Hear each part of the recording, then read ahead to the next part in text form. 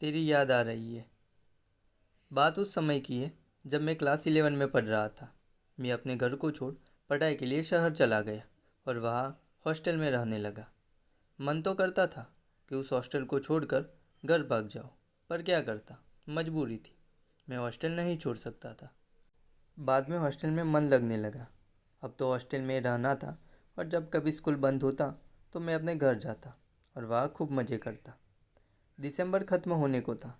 मैं अपना घर एक बार फिर से छोड़कर हॉस्टल चला गया। अब स्कूल में छुट्टी भी ख़त्म हो चुकी थी। शायद मुझे ठीक से याद नहीं कि जनवरी की वो कौन सी तारीख थी। मैंने एक लड़की को देखा और देखता ही रह गया।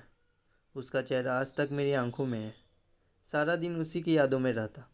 अब मैं रोज़ हॉस्टल से स्कूल के लिए 1 घंटे पहले ही निकल जाता था, क्योंकि उससे देखना जो था। मैं तो उससे बात करना चाहता था, पर डरता था। मैं नहीं जानता था कि वो मुझसे बात करना चाहती है या नहीं। उस दिन मैं अपने हॉस्टल से स्कूल गया।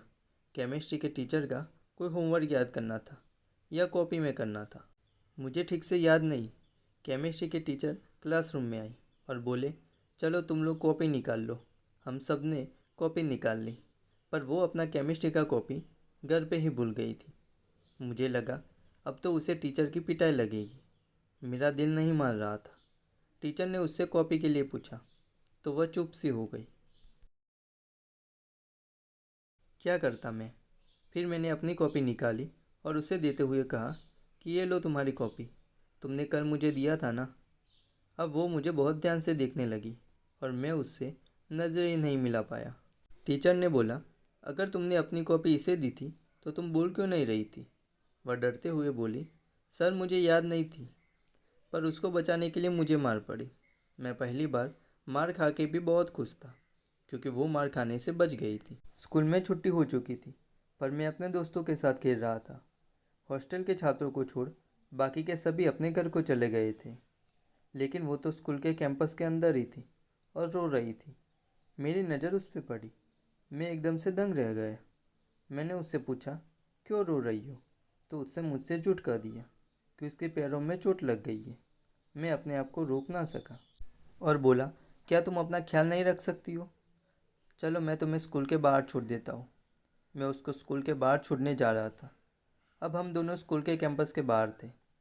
वह मुझे बाय कह के जाने लगी तो मुझे लगने लगा कि मेरा मुझसे कोई छूट रहा है। मेरा दिल तड़प पड़ा। मेरे मुंह से निकला, प्लीज़ मेरी ज़िंदगी से ना जाओ। शायद उसने सुन लिया और बोली, प्लीज़ जाने दो ना। और मैं उसे रोक ना सका। उसने कहा, अपना ख्याल रखना। और मैं भी स्कूल से हॉस्टल को चला गया, पर उसका चेहरा मेरी आंखों के सामने था। फिर हम दोनों की मुलाकात स्कूल में हुई। हम लोगों के 3 क्लास का कोई टीचर नहीं आया था। उसने कहा, तुम्हें मेरी वजह से मार पड़ी। इतना कहते ही उसकी आंखों में आंसू आ गए। मैंने उसे किसी तरह चुप कराया और उसे अपनी बातों में उलझा दिया ताकि वो फिर से ना रो दे। हमने अपने बारे में एक दूसरे को हर वो चीज़ बताई जो आज तक शायद हमने अपने घर वालों को भी नहीं बताया था। पर अचानक कुछ ऐसा हुआ कि मुझे हॉस्टल छोड़ना पड़ा और मैं अपने घर चला गया। मैं उसे बाय भी नहीं बोल पाया।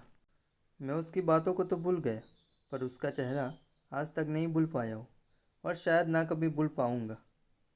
ज़िंदगी में ज़िंदा रहने के लिए किसी की याद ही काफ़ी है। ज़रूरी तो नहीं कि हर किसी को प्यारी हो।